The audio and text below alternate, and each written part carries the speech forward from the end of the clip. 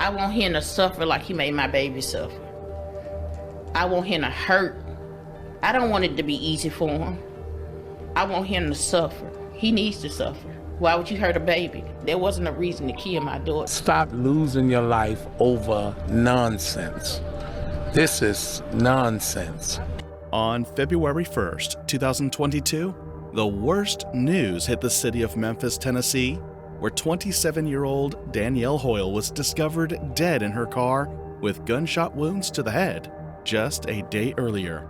It was all good news as she had safely delivered a baby girl, but in a heartbreaking discovery, her 2-day-old baby was later found dead in the Memphis River after a long period of searching. This is the chilling story of Danielle Hoyle and her baby. Before we begin, we would love to extend our deepest condolences to the family and friends of Danielle Hoyle, as well as everyone else affected by the unfortunate event.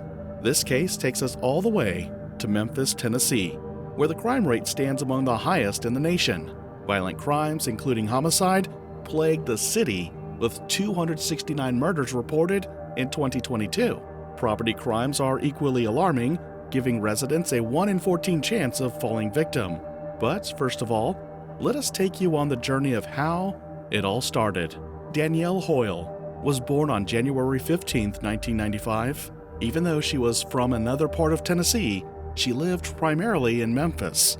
She had quite an eventful early life, top of which was she attended Central High School, situated in Memphis, Tennessee, after which she worked at City Gear and later moved to FedEx, where she worked in the Department of Material Handling. She was described as efficient and very dedicated in her duties, doing them diligently, which saw her rise quickly through the ranks. However, Danielle wasn't just diligent in the office department. She was also diligent in the motherhood department. Being the mother of a 10-year-old girl, she was very close to her daughter. And honestly, traits like the one Danielle possessed are usually naturally occurring, as everyone in the community could attest to the fact that she was a nice mother and a great person with a marvelous attitude that everyone loved. Another marvelous attitude of hers was that she was very hardworking, which probably explains what happened next in her life. While at her job in Memphis, Tennessee, Danielle met a man by the name of Brandon Isabel, who was 25 years old at the time. Like all new relationships, the pair were deeply in love and often expressed it in public and on their social media. They shared almost every moment together, both indoors and outdoors. In fact, the only time the pair were not together was when they were away at work. And usually, an attachment of couples such as this usually ends one way, and they are about to discover something. Danielle and Brandon soon discovered that they were expecting a baby, and considering their bond at the time, this was big news. I use the word at the time because it was around this period that their world began to crumble. Brandon began exhibiting characteristics that were the exact opposite of what he first was. Danielle, on the other hand, reciprocated by giving him time. In her mind, maybe the responsibility of having a new baby was getting to him, and that in no time he was going to come around. However, the wait for him to come around began to seem futile and a total waste of time, but Danielle opted to hold on. But within the pregnancy period, Brandon had visibly moved from bad to worse, and with the condition Danielle was in, the trauma associated with his troubles was going to do her more harm than good. So, she opted to take a very bold step. Danielle opted to walk away, ignoring the fact that she was pregnant and needed all the extra support she could get. After moving out came the rigorous process of moving on, which is usually the hardest part. Danielle was no exception to that, as she found it relatively hard to move on after the breakup. However, she was about to find another person who would change her life. Around June, still in the early stages of her pregnancy cycle, Danielle found love again, this time on the social media space, Facebook. His name was Cartel Nino. Danielle, feeling she had no other choice, decided to start fresh with him. Unlike Brandon, Cartel gave her a reason to believe in love again. He didn't hold her pregnancy against her, but instead stood by her side, treating the unborn child as if it were his own. It was a beautiful and rare kind of love, but there was someone out there who couldn't stand the thought of it. Someone who would rather die than let it happen. Unlike Danielle, Brandon Isabel didn't take the breakup too well and would take his jealousy to its peak. On January 31st, 2022, good news rocked the city of Memphis, Tennessee. Danielle had not only given birth to a baby girl, but also an amazing one at that. The baby's weight at birth was massive, and the baby took most of Danielle's physical traits, which included her brown eyes. She named the baby Kennedy, but made them unaware that the tragedy was about to strike in the worst possible manner. 2 days after Danielle had given birth, Brandon reached out to her saying he just wanted to talk. Believing that the birth of their child might have changed his heart, Danielle decided to give him a chance and hear him out. She prepared her 2-day-old baby and left home to meet Brandon, who was the father. What Danielle didn't realize was that this would be the final decision she'd ever make. Brandon had arranged for their meeting in a not-so-busy area, where Danielle agreed to meet him, and while they were at it, from nowhere, Brandon brought out a handgun and fired at her head, ending her instantly. However, he didn't end there. Inside Danielle's car lay 2-day-old baby Kennedy, Brandon's child. To anyone watching, it might have seemed like he was simply retrieving his baby, perhaps even a reason for why he had killed Danielle. But that wasn't the case at all. He took the baby into his car and drove to Island Park to an Upper Muddy Island boat ramp and did the most evil thing a father can ever do to his own child. The fact that the baby was just 2 days old, what he did is heartbreaking. Meanwhile, Danielle's family grew increasingly concerned as hours passed with no word from her. I'm just praying that she ain't hurt. I just want her to come home. That's all I want. I just want my baby to come home. While they might have wondered if Brandon had persuaded her to stay, they knew Danielle was in a committed relationship and wasn't the type to act impulsively. Driven by fear, they reported her missing to the police. What they would uncover next left them shattered immensely. On February 1st at around 11 p.m., officers were on patrol looking for possible stolen vehicles when they came across a certain vehicle with a broken driver's side window. This looked very suspicious, so it prompted the officers to run the tag, and they found out that it belonged to Danielle Hoyle. In an instant, her family was contacted. They confirmed that indeed they had not heard from or seen her ever since she left their home with her daughter. This prompted a wide search, and in no time found a scene they could not immediately narrate to anyone. A body was found with a gunshot wound to the head. The police were quick to identify the body as that of Danielle Hoyle, but one thing was still missing. Like I say, young folks make mistakes, but that wasn't a mistake. There wasn't a reason to kill my daughter. 27-year-old Danielle Hoyle was found shot to death near her car in Whitehaven around 11:15 Tuesday night. Police soon realized her newborn daughter wasn't with her. They quickly noticed that Danielle Hoyle's baby wasn't present and possibly missing, and suspicions grew even more. Her new boyfriend was contacted in a frantic search for the baby, but he had no clue. Tensions and emotions grew deep, so the police started to search for Danielle's killer. Brandon was quickly identified as the primary suspect and detained immediately. However, the officers, completely in the dark as to what happened, still felt they had to look for baby Kennedy. A state Amber Alert was issued immediately, and they were about to discover one of the leads to the baby. In no time, baby Kennedy's car seat was found in a dumpster outside a Walmart. The officers already knew what this meant, but they needed proof. Still, because of adverse weather conditions, the search for baby Kennedy was suspended. Upon further interrogation at the police station, 25-year-old Brandon Isabel provided a detailed confession regarding the tragic events leading to the deaths of his girlfriend, Danielle Hoyle, and their 2-day-old daughter, Kennedy Hoyle. Brandon admitted to luring Danielle to a specific location under false pretenses. Once there, he fatally shot her near her vehicle, which was earlier found abandoned with her body nearby. After committing this heinous act, Brandon confessed to taking their infant daughter Kennedy from the crime scene. He then drove to the north end of Mud Island, a secluded area where the Wolf River meets the Mississippi River. In a chilling admission, Brandon revealed that he threw the defenseless newborn into the cold, fast-moving waters of the river.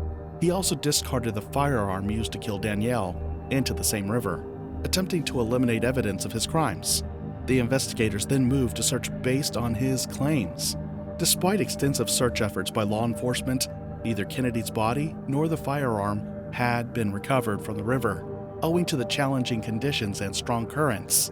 Brandon's confession provided crucial information that led to his arrest and subsequent charges, including 2 counts of first-degree murder, murder in the perpetration of aggravated kidnapping, especially aggravated kidnapping, and tampering with evidence. In February 2022, Brandon was arraigned on charges including 2 counts of first-degree murder, aggravated kidnapping, and tampering with evidence. During his brief hearing, his attorney, William Massey, requested additional time to review the evidence before entering a plea. The judge granted this request, setting a subsequent date for the plea. On November 4th, 2022, Brandon entered a plea of not guilty to all charges. This plea was entered after his defense team had reviewed the evidence provided by the prosecution. Following the not guilty plea, the defense filed motions requesting further time to examine additional evidence and to prepare their case. These motions were granted by the court, leading to several adjournments. The defense argued that a thorough review of all evidence was essential to ensure a fair trial, given the gravity of the charges. The prosecution maintained that the evidence against Brandon is substantial, including his alleged confession to the crimes. They have expressed concerns over the delays, emphasizing the need for justice for the victims and their families. However, they have also acknowledged the importance of due process and the defense's right to adequate preparation time. Initially, the trial was scheduled for September 2022. However, due to the defense's request for additional time, the trial date has been postponed. As of the latest available information, the trial is now scheduled to commence on June 2nd, 2025. The court has indicated that this date is firm, and both parties are expected to be prepared to proceed. The police are trained to get statements. So anytime that we have a situation like that, we need to see what led up to a statement being made and any admissions that may have come out of that statement. The adjournments and delays have been met with frustration and anguish from the victims' families and the public. Danielle Hoyle's family has been vocal about their desire for a swift trial and justice for Danielle and Kennedy. The court has acknowledged these sentiments, but has reiterated the necessity of ensuring a fair and thorough legal process. The case of Brandon Isabel and the tragic death of Danielle Hoyle has stirred a deep emotional response from the Memphis community, with many expressing their grief and outrage over the events. Among the voices of the community were heartfelt reactions that captured the pain and anger felt by those who knew Danielle and were affected by this tragedy. One woman was particularly vocal about her feelings. It was Danielle's mother, and she expressed a desire for Brandon Isabel to suffer dearly for his actions. I want him to suffer like he made my baby suffer. I want him to hurt. I don't want it to be easy for him. In her words, she expressed the fact that her daughter and granddaughter had done nothing enough to warrant their dying, and especially not in the way they did. She articulated her belief that such a heinous crime should not go unpunished, emphasizing that no one should ever have to endure the pain of losing a loved one in such a brutal manner. Her words resonated with many in the community who felt a similar sense of injustice and sorrow. What was the motive behind the massacre? Moreover, Brandon's actions on what was also his 25th birthday add another layer of complexity to the case. It raises questions about his mental state and whether this significant date influenced his decisions in any way. The sharp contrast of celebrating a birthday while committing such horrific acts underscores the tragedy of the situation. Ultimately, while specific motivations may remain unclear, the combination of personal turmoil, relationship dynamics, and possibly deeper psychological issues likely contributed to Brandon Isabel's decision to commit these violent acts against Danielle and their infant daughter. The community continues to seek answers as they process the devastating impact of this tragedy. However, the answers were in place soon enough. If you remember clearly, Danielle had moved on to a new man almost immediately after she broke up with Brandon. To Brandon, this was no coincidence or something that happened by mere chance. Ignoring his unbearable character at the time, he felt Danielle had begun cheating on him way before they broke up. In fact, his main cause of alarm was that he was so convinced that Danielle cheated on him during her pregnancy for his child. These findings did not sit well with the community. In fact, it elicited more reactions, the top of which came from a man who urged others to stop dying for nonsense. Stop losing your life over nonsense. This is nonsense. His statement highlighted a broader concern about violence and its senseless nature, particularly in situations involving domestic disputes.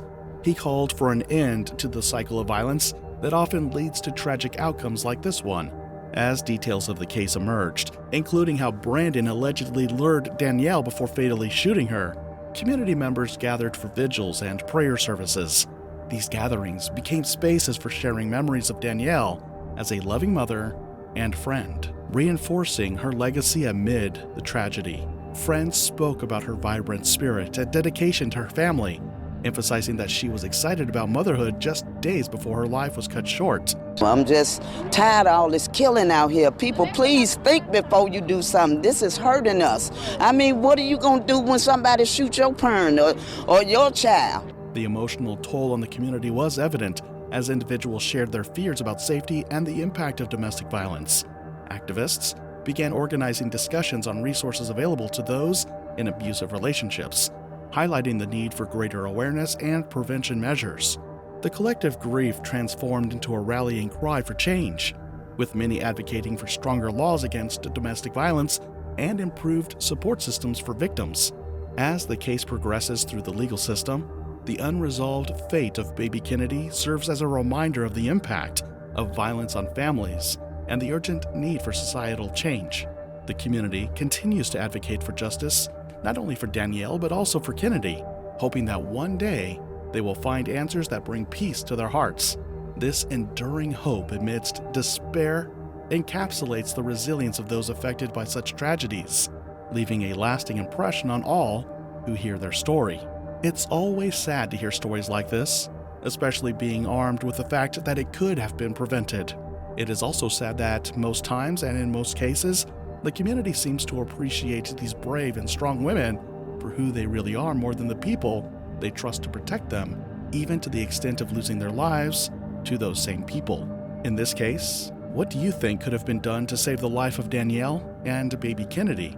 Should she have left the relationship earlier to kill the thought Brandon had of her cheating during pregnancy? Or do you think Brandon made that all up as an alibi?